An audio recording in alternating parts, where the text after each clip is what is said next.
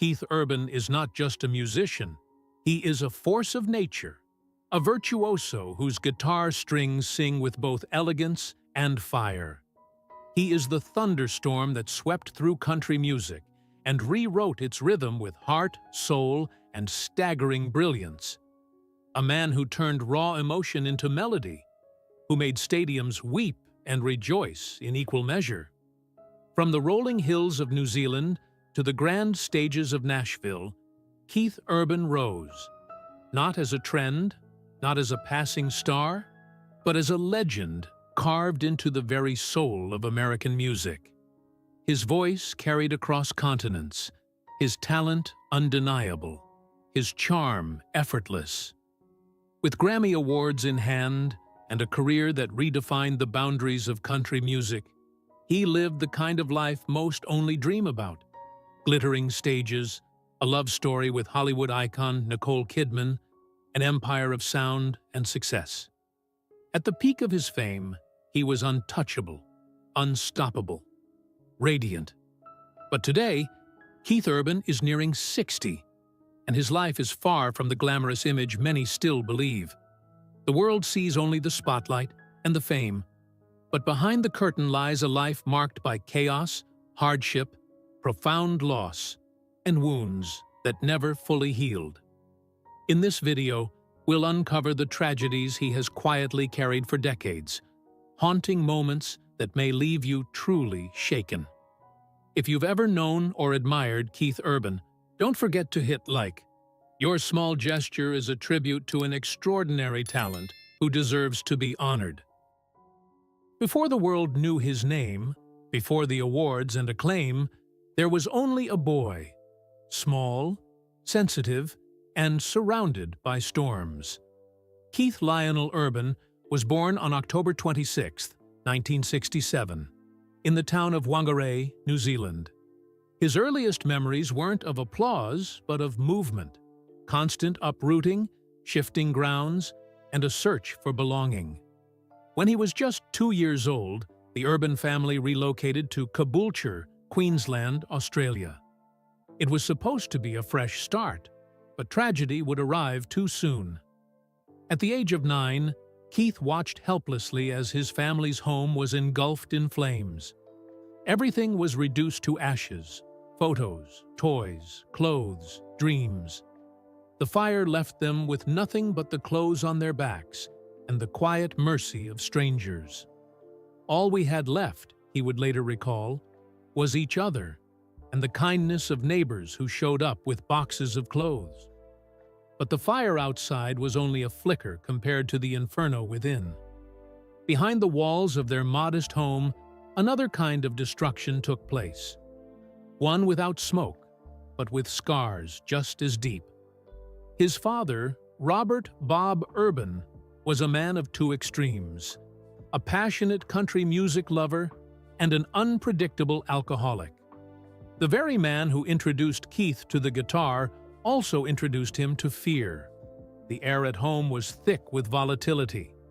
Keith once admitted, "I don't remember him ever telling me he loved me."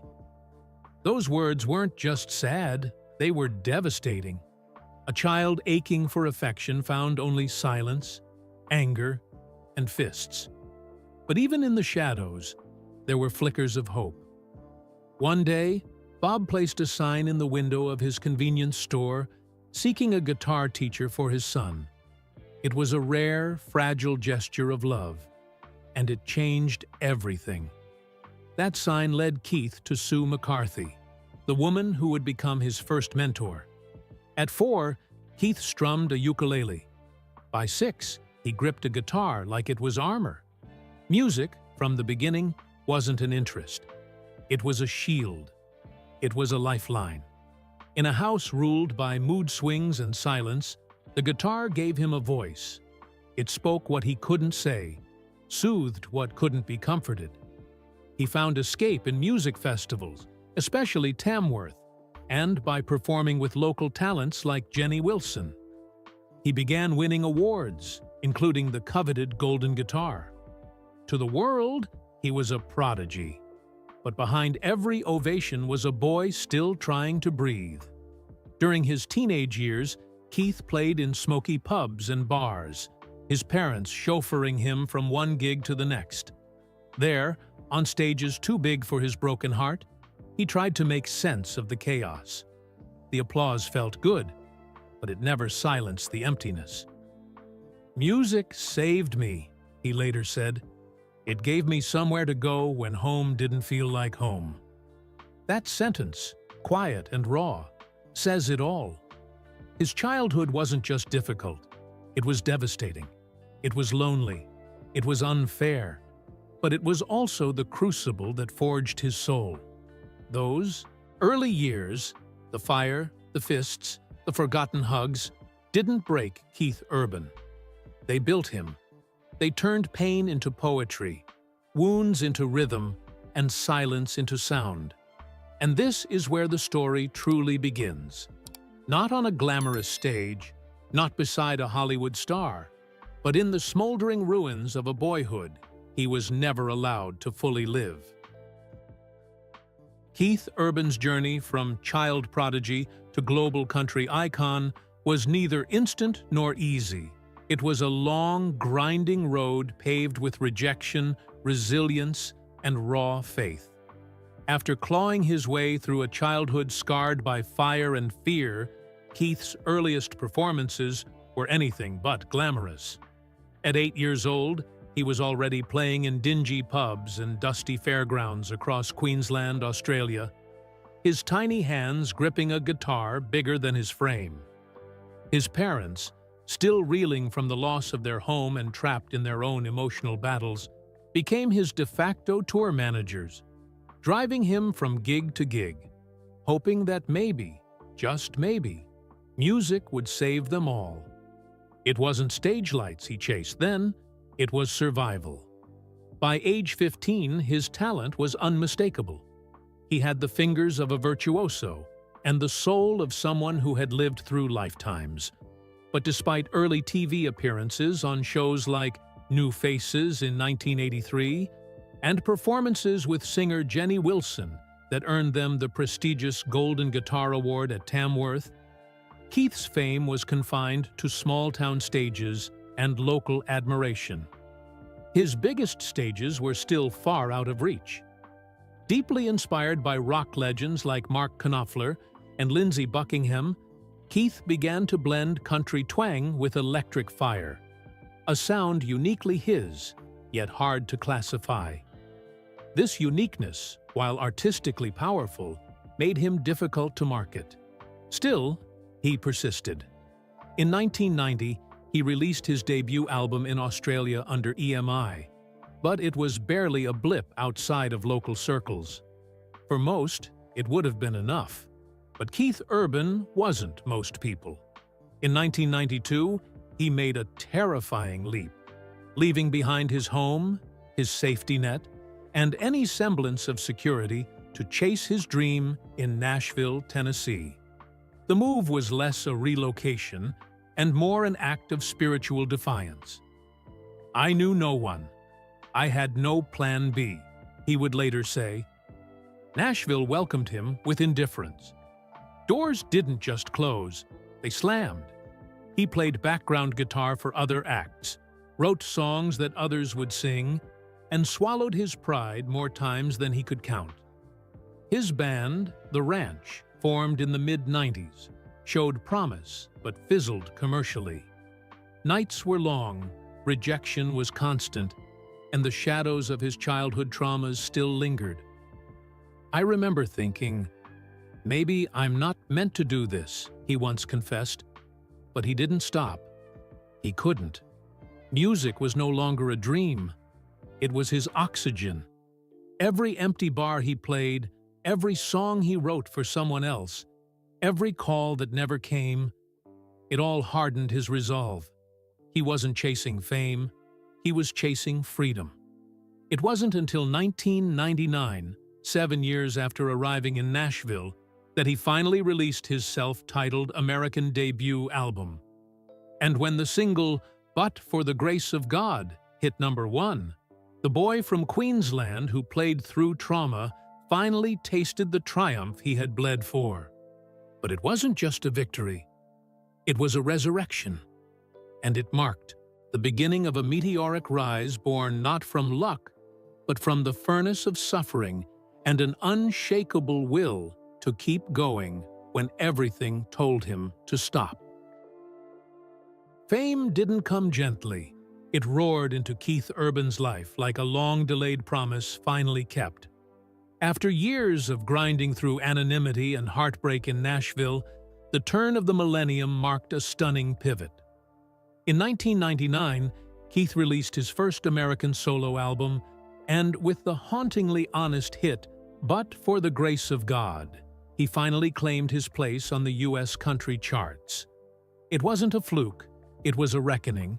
The song's ascent to #1 signaled the arrival of a new kind of country star, one who fused grit with vulnerability, traditional twang with searing guitar solos. And from there, he didn't just rise, he exploded. In 2002, his track "Somebody Like You" dominated the Billboard Hot Country Songs chart and was later declared the biggest country hit of the decade by Billboard itself. The world had finally caught up to the sound he had carried with him for years, forged in pain, doubt, and relentless drive. But success didn't erase the scars. It spotlighted them.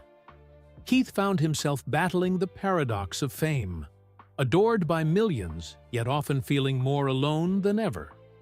Behind the scenes, he struggled with imposter syndrome and the remnants of a past that never stopped whispering that he wasn't enough. Yet he pushed forward, album after album.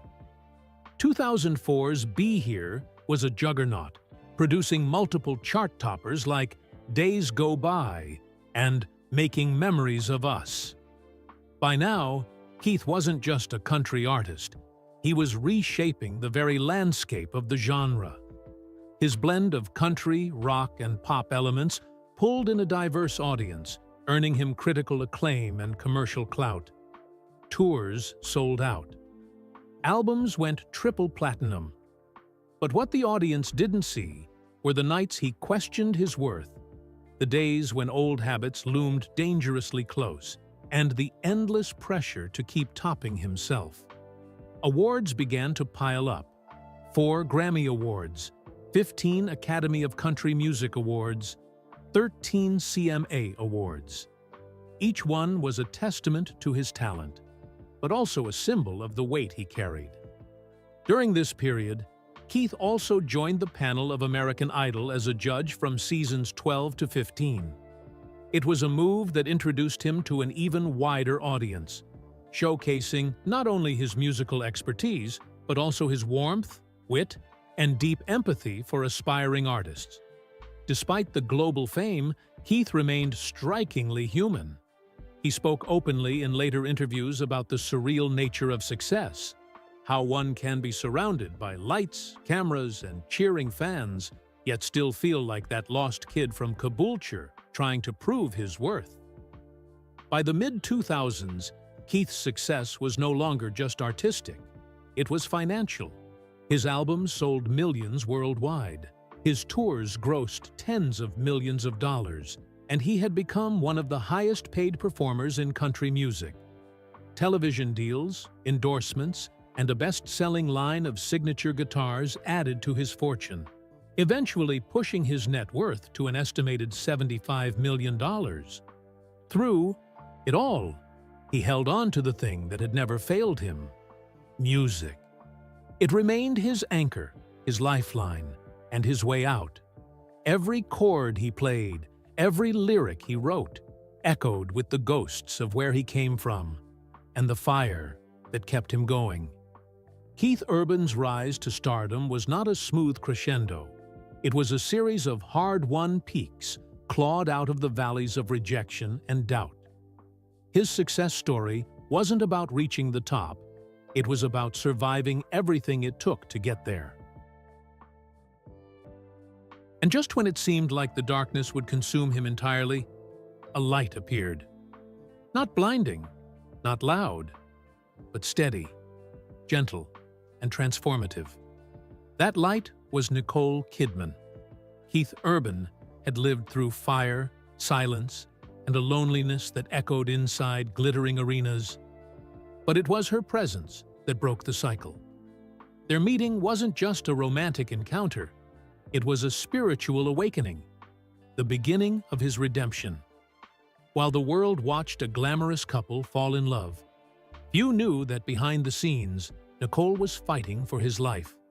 And Keith, broken, ashamed, yet deeply moved, finally reached for the hand that refused to let go. What followed was more than a marriage. It was a rebirth. They met in January 2005 at a Hollywood gala, an event teeming with stars and flashing cameras. But amidst all the sparkle, Keith only remembers one presence: Nicole. For Keith, it wasn't love at first sight. It was something deeper, something magnetic. Nicole Kidman saw past the fame, the music, the image. She saw the wounded man still trying to heal. Keith would later admit that he waited 4 months before calling her, paralyzed by a mixture of awe and self-doubt. Their bond grew in silence and depth, away from the headlines.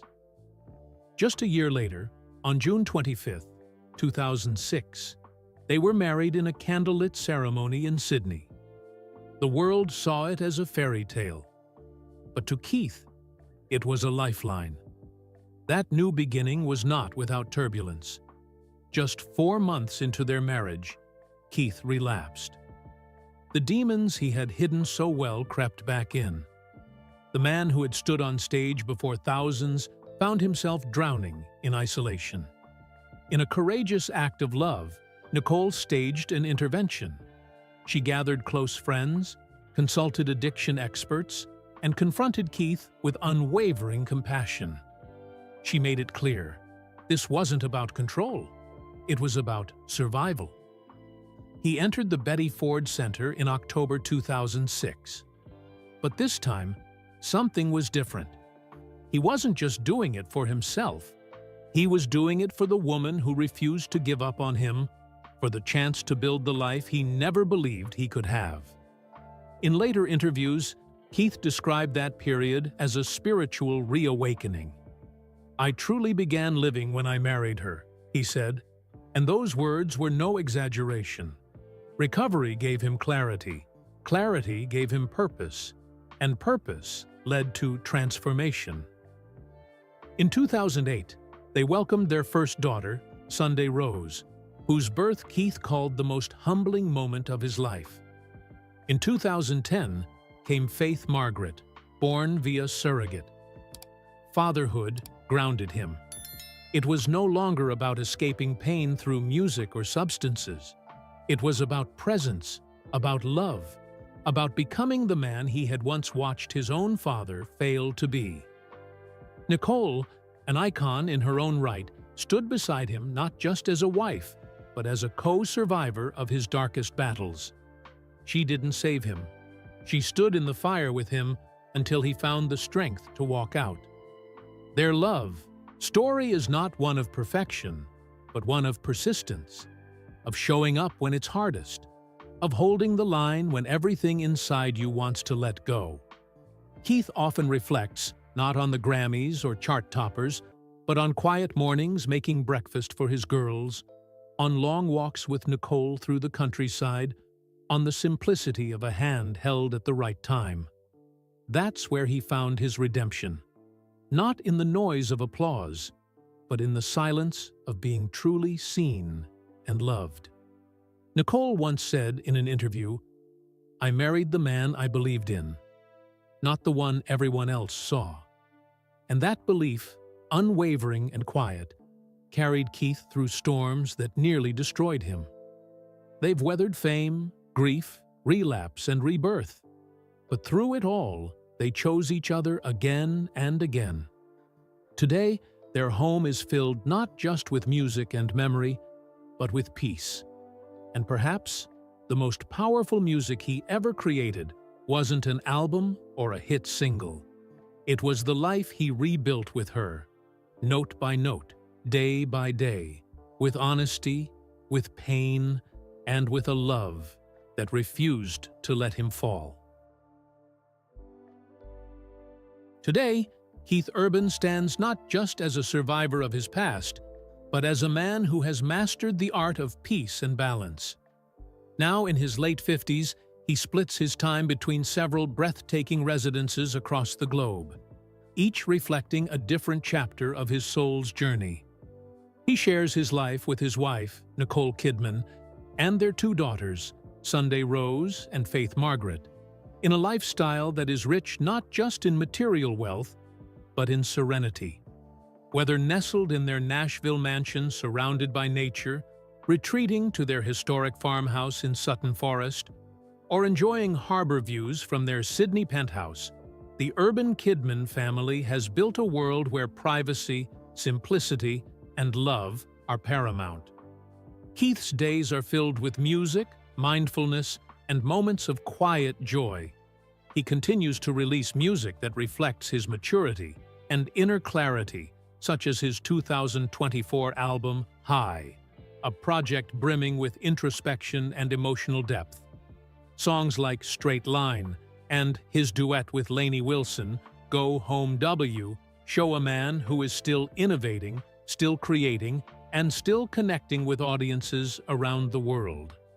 He remains active on the music scene, not only performing live, but mentoring younger artists, often appearing at industry events, charity concerts, and televised specials. His commitment to the craft has not waned. If anything, it has deepened. Financially, Keith has turned his artistry into a legacy. His estimated net worth in 2025 sits at $75 million, and together with Nicole Kidman, their combined net worth is estimated to exceed $250 million, making them one of the most influential and financially successful power couples in the entertainment world. $1 a reflection of over 2 decades of consistent success. His album sales have surpassed 20 million worldwide, and his stint as a judge on American Idol earned him $5 million per season. In 2013, he smartly diversified by launching a line of guitars and accessories through the Home Shopping Network, an endeavor that sold over 42,000 units in just 6 months. And yet, his lifestyle remains grounded. Keith is passionate about Italian cuisine, often cooking with his daughters or enjoying family dinners at home. He practices daily workouts in his personal gym, meditates regularly, and finds solace in painting, what he calls meditation through art. He abstains completely from alcohol and any stimulants, honoring his long-standing sobriety with quiet discipline. His spiritual life is rich with gratitude and reflection, often journaling and revisiting handwritten lyrics and mementos from earlier years. The properties he owns are more than real estate. They are sanctuaries. In addition to his Nashville home, he owns a $39 million mansion in New York's Upper East Side, reportedly intended as a gift for Nicole. Their 3-unit combined residence in Milson Point, Sydney, offers panoramic harbor views and a reminder of their shared Australian roots. The IT couple's Chelsea and Tribeca apartments in New York provide elegant urban retreats, while their 110-acre Sutton Forest estate in rural Australia serves as a place to escape, heal, and recharge. Keith's connection to the land and to simplicity is evident in how he chooses to live. Never ostentatious, always meaningful. Despite their fame, the couple values giving back. In early 2025, Keith's fan community donated over 1,200 stuffed animals to children's hospitals in his honor, continuing a tradition inspired by his own generosity. Keith also supports organizations like the Nashville Food Project and Thistle Farms, a testament to his desire to lift others as he rises. His health, both physical and emotional, has never been better. Clean, clear, and content. He embodies the rare combination of stardom and humility. He no longer runs from his pain, but embraces it as part of his truth. A truth that informs every note he plays, every lyric he pens. The Keith Urban of today is not just a country icon. He is a man at peace. He is a father who tucks in his daughters, a husband who still looks at Nicole with the same wonder he did the day they met, an artist who no longer chases the stage, but lets the music come to him. In a world that prizes noise, Keith Urban has found beauty in silence. And in that stillness, his legacy grows louder than ever. He is not just a country icon, he is a mirror of resilience, a melody of healing, and a quiet revolution against despair. If his story has moved you, touched something deep within, we invite you to honor his journey. Leave a like, subscribe, and let his legacy echo further. Because Keith Urban's story isn't just about music, it's about what it means to truly live, to truly overcome.